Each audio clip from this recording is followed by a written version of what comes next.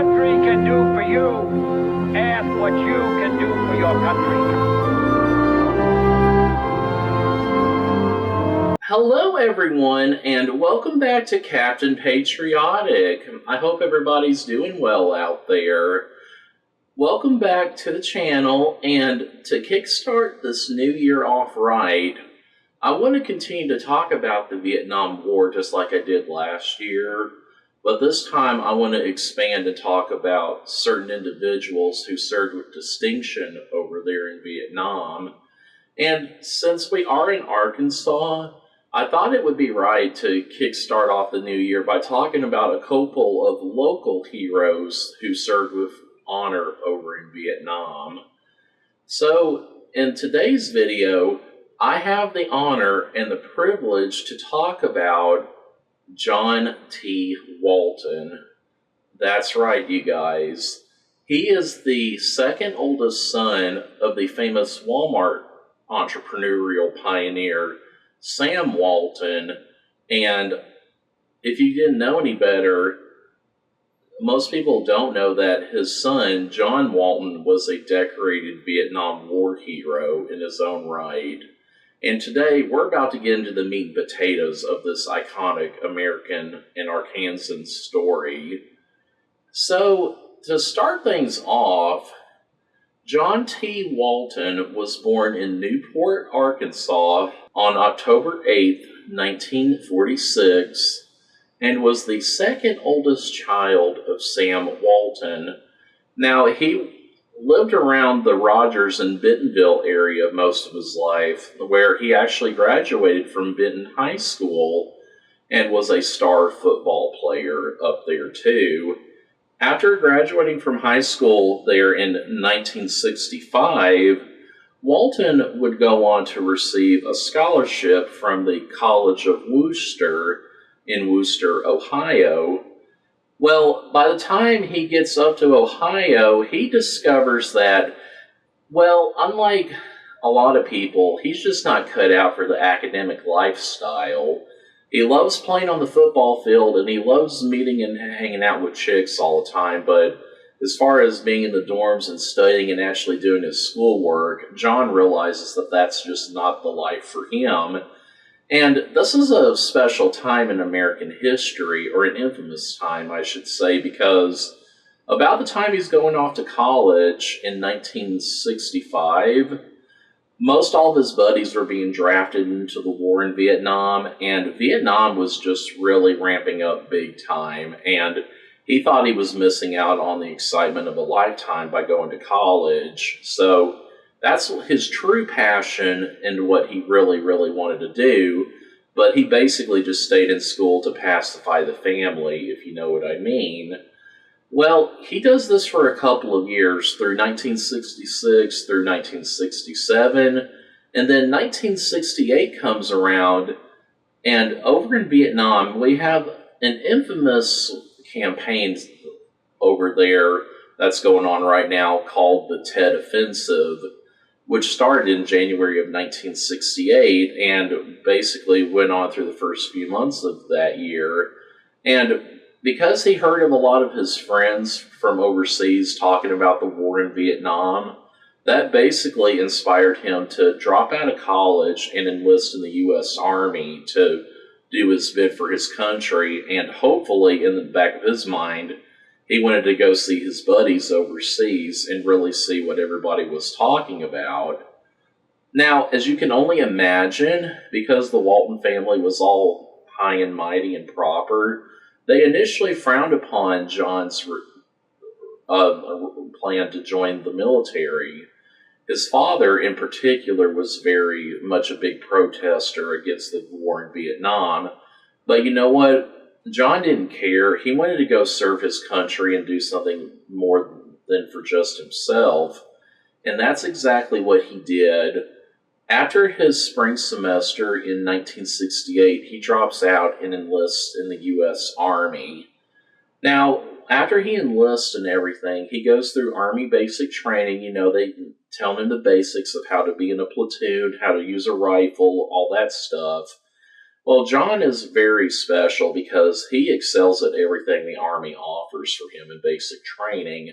In fact, he actually becomes a model trainee during basic training, and because he excelled at all the stuff the Army offered for him, his commanding officer at the time, after he completes basic training, would go on to recommend him for a position in the elite Green Berets.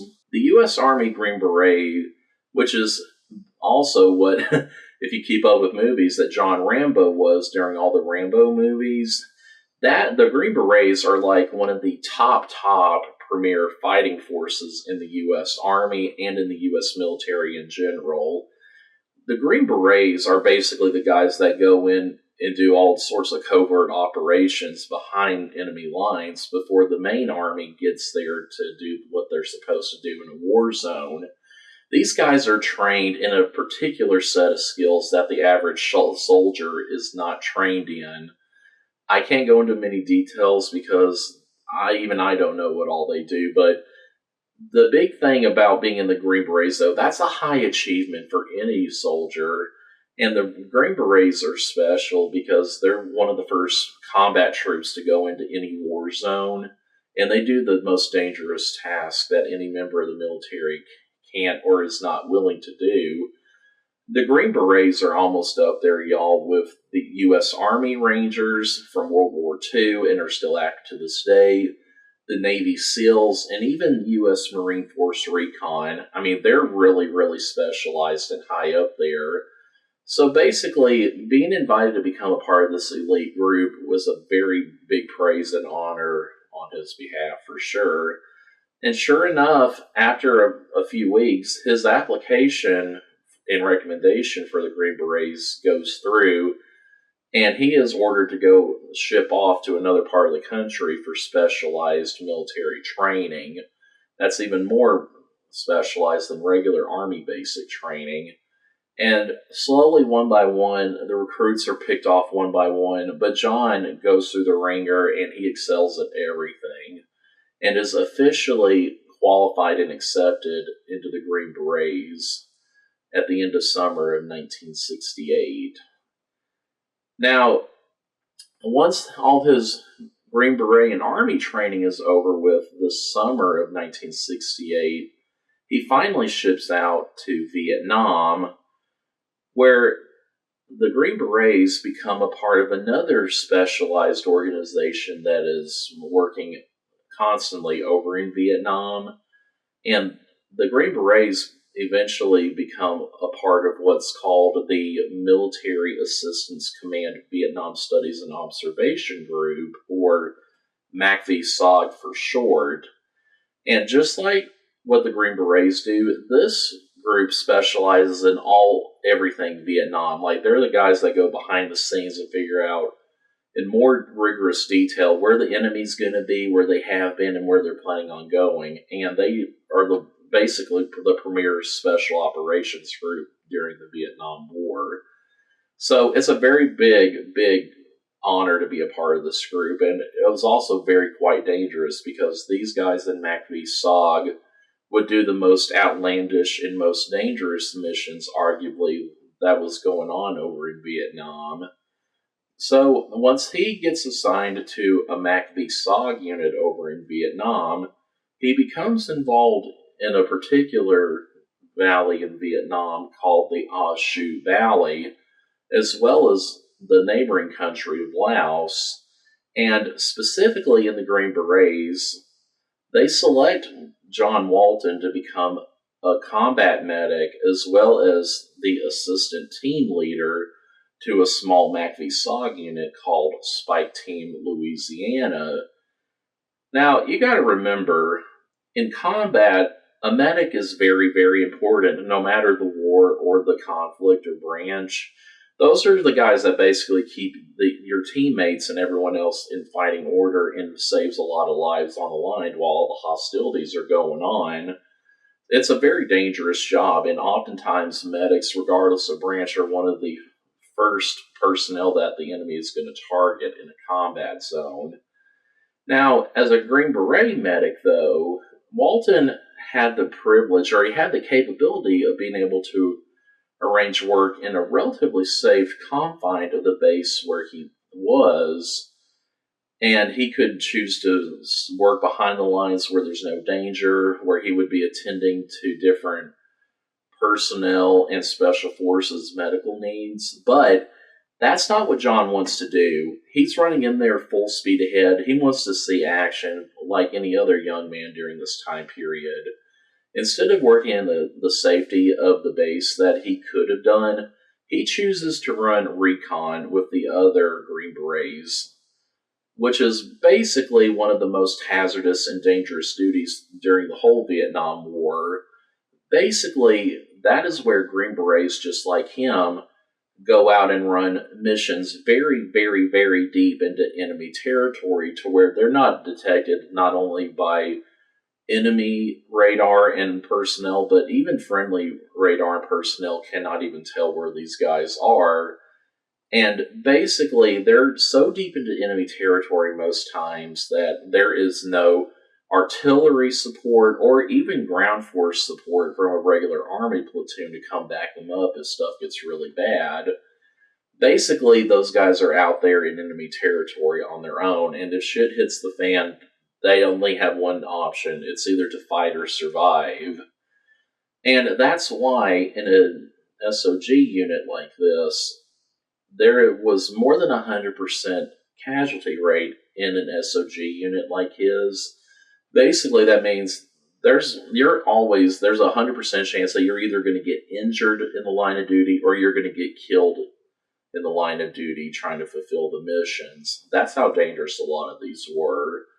And because of the high casualty rate and the significant accomplishments of Green Berets like him, his particular unit would be awarded the Presidential Unit Citation in 2001, which is basically the unit and the group, the whole platoon's version of the Medal of Honor for that particular unit.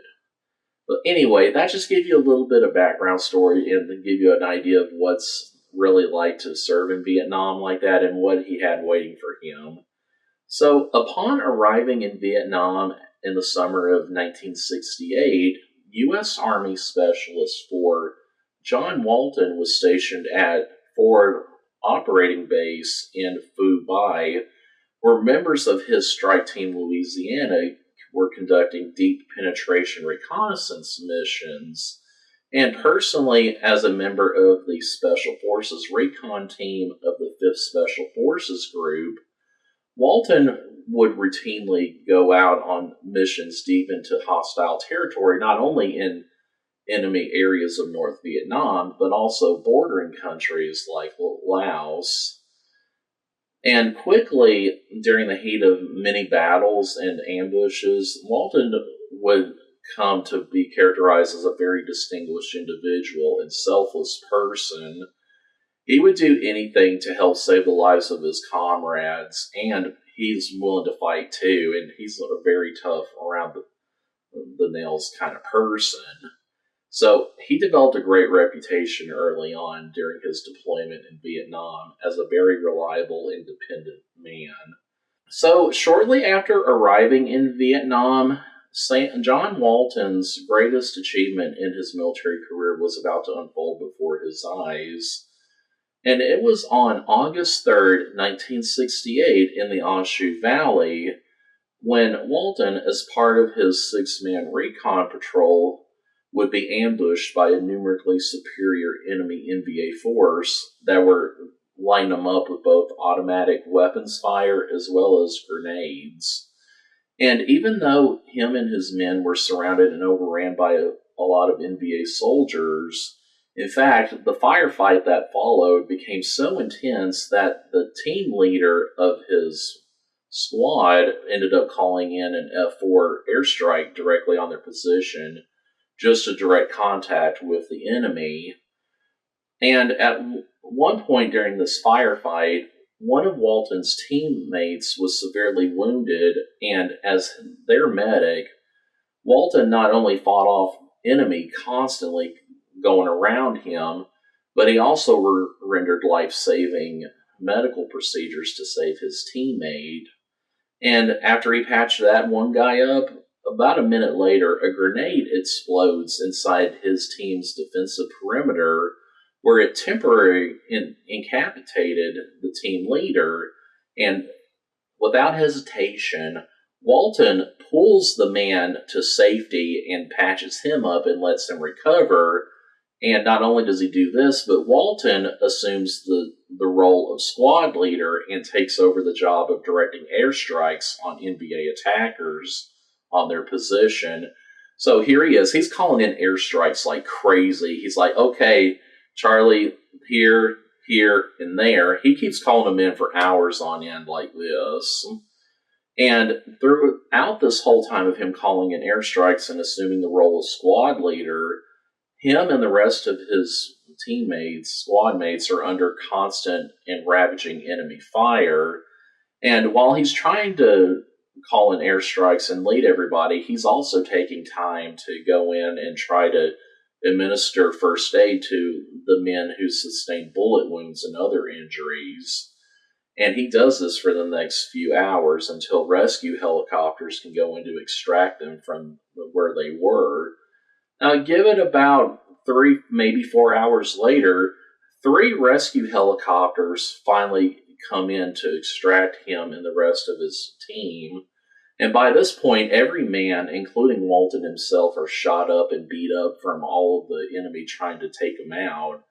They're pretty dang exhausted, and they needed to get out of there ASAP. Anyway, the first of these 3 rescue helicopters was an H-34 King Bee rescue copter, who was piloted by none other than South Vietnamese Air Force Captain Thien Dien, and his job was to go in and pick up the most serious wounded out of the squad. You gotta remember, these are tiny helicopters. They can't get a bunch of people and everybody out in one sitting. They have to do multiples to get them all out of there. And while enemy fire is still raining down on their position, Walton voluntarily carries the wounded team members to the helicopter and everything. And as they're trying to load the wounded on Thien's helicopter, bullets keep on shattering and hitting the helicopter and trying to kill them as they're trying to load up everybody. Now, after helping them load up the bodies and everything and watching them slowly lift off from the heavy enemy barrage, Walton hears a little chatter on the radio, and basically the guy says that the second and third helicopters that were originally planned to come out to extract them weren't going to be able to come after all because the zone where they are was too hostile with enemy fire. After hearing all this, overhearing it on the radio, Captain Thien cancels the order and he says, you know what? I'm going to land back down right where we are. We're going to load up the rest of these guys. We're going to get you all out of here. I'm not leaving anybody behind through all this. And as immediately as Thien is diving down to land the helicopter again, and Walton, this whole time this is going on, he's trying to shoot enemies with his M16, trying to lay down suppressive fire so that the helicopter can land to get the rest of his squad mates and him out of there. And just as the helicopter lands, Walton is the first to get to the helicopter, and he brings the rest of his men onto the helicopter and makes sure that they're secure and safe and everything. So, because these helicopters are so small and everything, by them loading up additional bodies onto what is supposedly in Vietnam, you can only carry up to 2, maybe 3 people in addition to a 2 or 3 man helicopter team at one time. They're loading up this helicopter with at least 2, maybe 3 times as many people that are supposed to be on there at any one time. And because everyone is loaded up on there, including Walton himself, who, by the way, is the last person to jump on that helicopter. In fact, he's the most able-bodied person out of everyone in his squad. They go to lift off again. Because there's so much weight in the helicopter, it's very hard for the chopper to go up and get proper clearance to head back to base or what have you. In fact, it's way too heavy to even lift off the ground.